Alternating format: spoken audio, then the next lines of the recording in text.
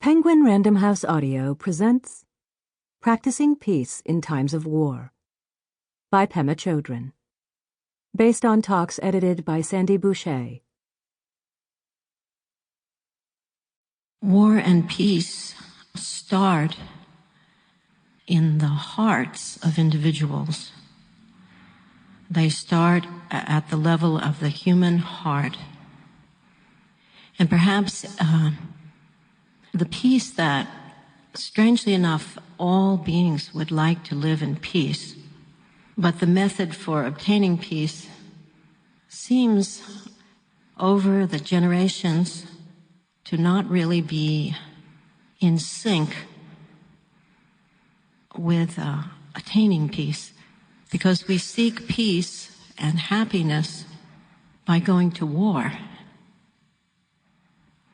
And this can be at the level of our domestic situation, our relationship with someone that's close to us. And maybe we come home from work and we're tired and we just want some peace. And at home, all hell is breaking loose for one reason or another.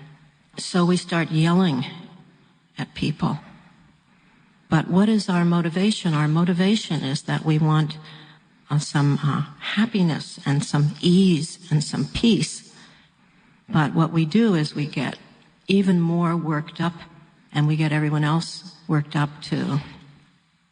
This is a really familiar scenario in the workplace, in our homes, in our neighborhoods.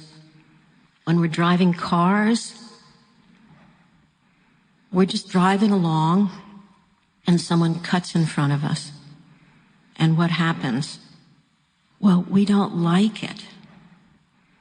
So you could say, we want some ease, we want some comfort from freedom, from this feeling of getting roiled up that's just happened because someone cut in front of us. So what do we do to achieve that ease or that peaceful state that we would like to have, that sense of okayness? Sometimes we roll down the window and scream at them, but in some form or another, we get all worked up. So what I'm saying here is that it seems like war is the result of hardening our hearts. And it seems like we harden our hearts really easily in minor ways, and then in quite serious major ways, such as hatred and prejudice, that we harden our hearts really easily whenever we feel uncomfortable. It's so sad, really, because the motivation for hardening our hearts is because we want some kind of ease or freedom from the distress that we're feeling, because things aren't going our way. Someone gave me a poem the other day, and it had a line in it. The line, I thought, was a definition of peace, and that line was, softening what is rigid in our hearts. Softening what is rigid in our hearts. To me, that's the definition of peace. Softening what is rigid in our hearts. And you could say that a definition of what causes war, if not a definition of war itself, but definitely the seeds of war, is hardening our heart. So I think what I'm saying here is we can talk about ending war, and we can march for ending war, and we can do everything in our power to end war. But war is never going to end as long as people's hearts are hardened against each other.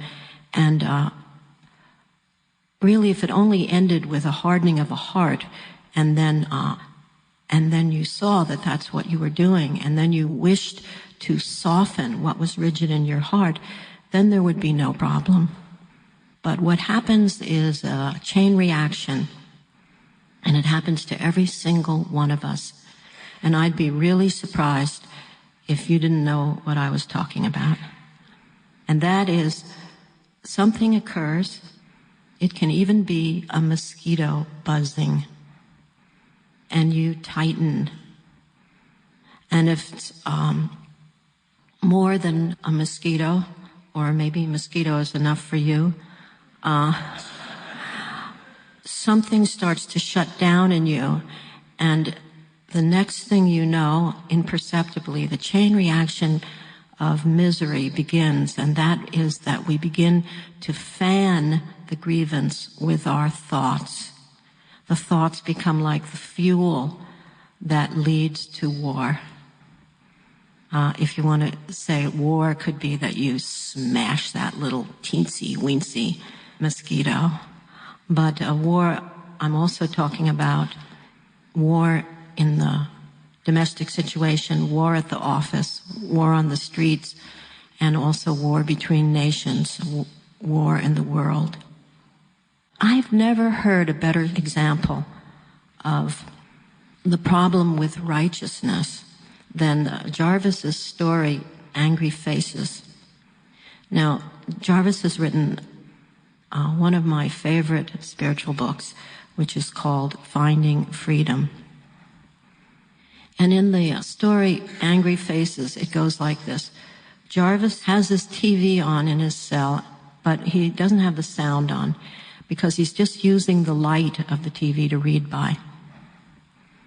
And every once in a while he looks up, kind of sees what's going on, then he yells to people down the tier to ask what's going on.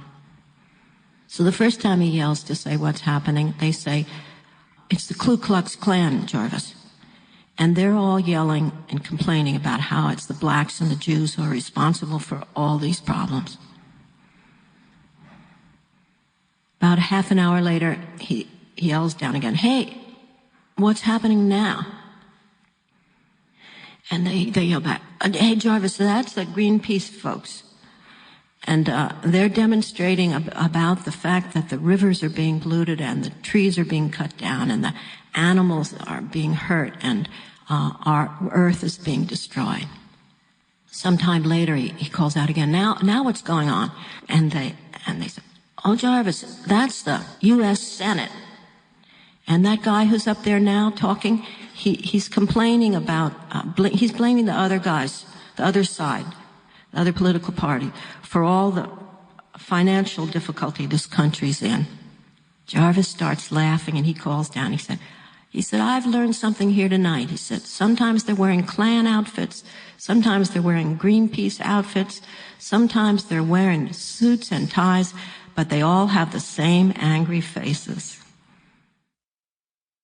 So it sort of reminds me of a story of one year. I remember reading in the Chronicle that there was Peace March, and one group, when they were coming back on their march, some people started cutting them off and blocking them, and everyone started fist fighting and hitting each other and everything. And it was just like, wait a minute, is there something wrong with this picture? Clobbering people with your peace sign.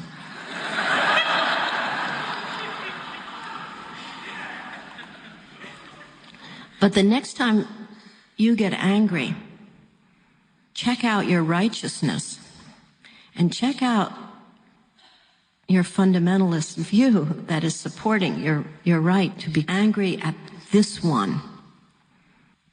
Because this one really is bad. This politician, this leader, this national leader, these ones that are the head of these big companies, or whatever it is that you feel justified in, really injustice is happening, wrong is happening, or maybe it's anger at an individual who has harmed you personally or harmed your loved ones personally. And what I mean by fundamentalist mind is I mean a mind which becomes rigid.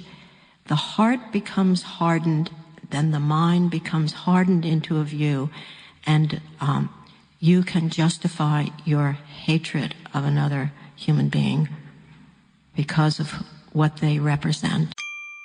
Sample complete. Ready to continue?